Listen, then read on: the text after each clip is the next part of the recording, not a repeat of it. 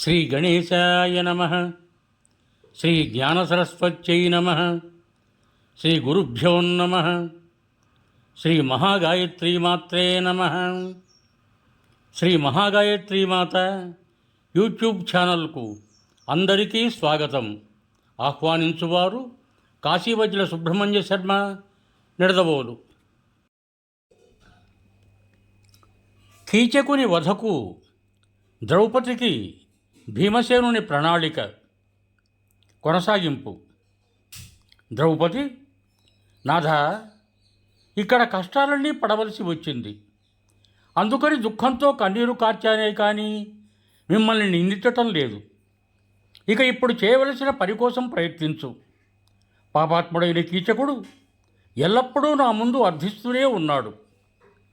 ఒక రోజున నేను అతనితో, కీచక, నీవు కామమోహితుడిపై మృత్యుముఖంలోకి వెళ్ళాలనుకుంటున్నావు.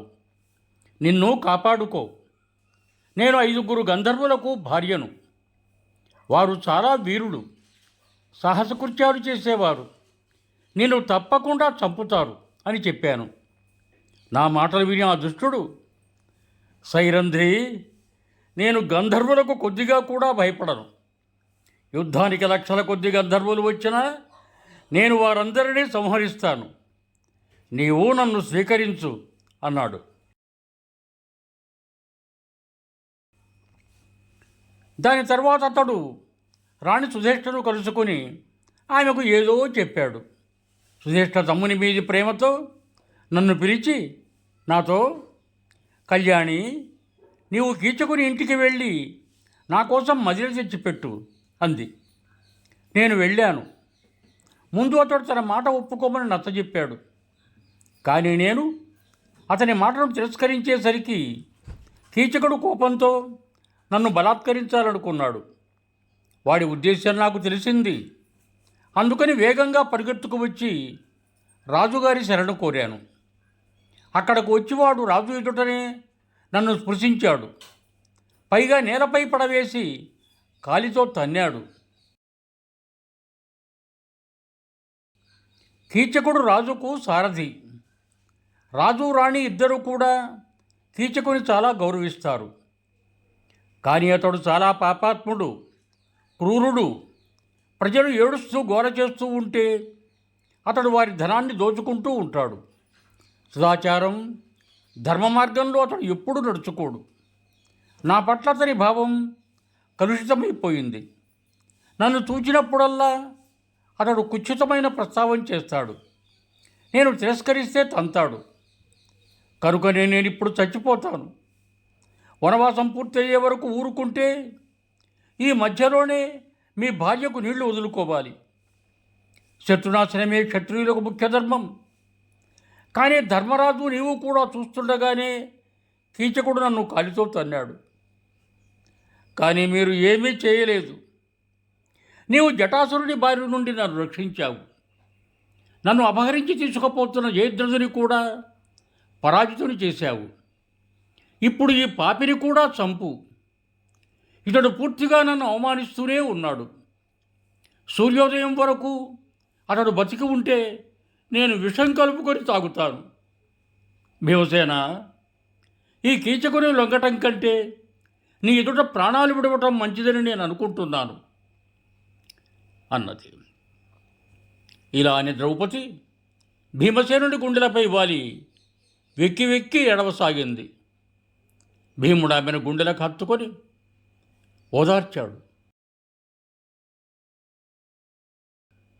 కన్నీటితో తడిసిన ఆమె ముఖాన్ని తన చేతులతో తుడిచాడు.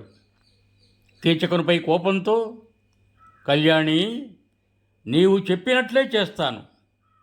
నేడు కీచకుని బంధుసహితంగా చంపివేస్తాను. నీవు నీ దుఃఖాన్ని, శోకాన్ని దూరం చేసుకొని నేటి సాయంకాలం అతనిని కలుసుకుంటానని సంకేతం ఇవ్వు. విరాటరాజు కొత్తగా నిర్మించిన నృత్యశాలలో పగలంతా కన్యలు నాట్యం నేర్చుకుంటారు. కానీ రాత్రి తమ ఇళ్లకు వెళ్ళిపోతారు. అక్కడ ఒక అందమైన దృఢమైన మంచం కూడా వేయబడి ఉంది. కీచకుడు అక్కడికి వచ్చేలా అతనితో నీ మాటలు కలుపు. అక్కడే అతనిని నేను యమపురికి పంపుతాను అని భీముడు ద్రౌపదికి ఉపాయం చెప్పాడు.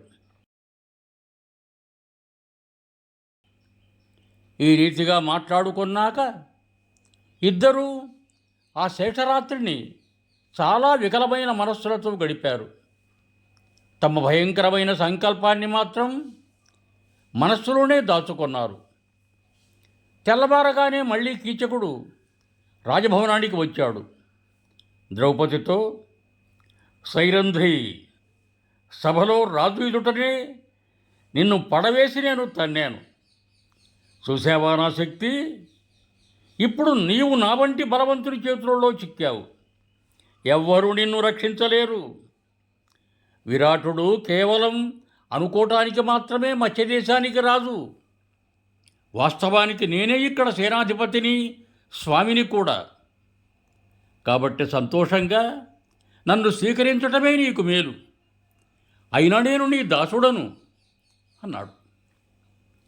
ద్రౌపది, కీచక, అలా అయితే నాది ఒక షరతు నీవు పాటించాలి. మనమిద్దరము కలుసుకునే విషయం నీ తమ్ముళ్లకు కానీ మిత్రులకు కానీ తెలియకూడదు అంది. కీచకుడు, సుందరి, నీవు చెప్పినట్లుగానే నేను నడుచుకుంటానన్నాడు ఆనందంగా. ద్రౌపది, రాజు కట్టించిన నర్తనశాల రాత్రి శూన్యంగా ఉంటుంది. కాబట్టి చీకటి పడిన తర్వాత నీవు అక్కడికే రావాలి అని చెప్పింది.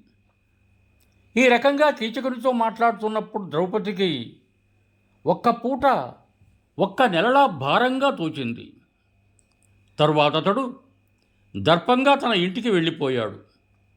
ఆ మూర్ఖుడికి సైరంధ్రి రూపంలో తన కోసం మృత్యువు వస్తోందని మాత్రం పాపం తెలియదు. ఇక్కడ ద్రౌపది పాకశాలకు వెళ్ళి తన భర్త భీమసేనుని కలుసుకుంది. అతనితో, పరంతప, నీవు చెప్పినట్లుగానే కీచకునికి నేను నర్తనశాలలో కలుసుకోమని సంకేతం ఇచ్చాను. అతడు రాత్రివేళ ఆ శూన్య మందిరానికి ఒంటరిగా వస్తాడు. కాబట్టి ఈరోజు అతనిని నీవు తప్పక చంపు అని చెప్పింది.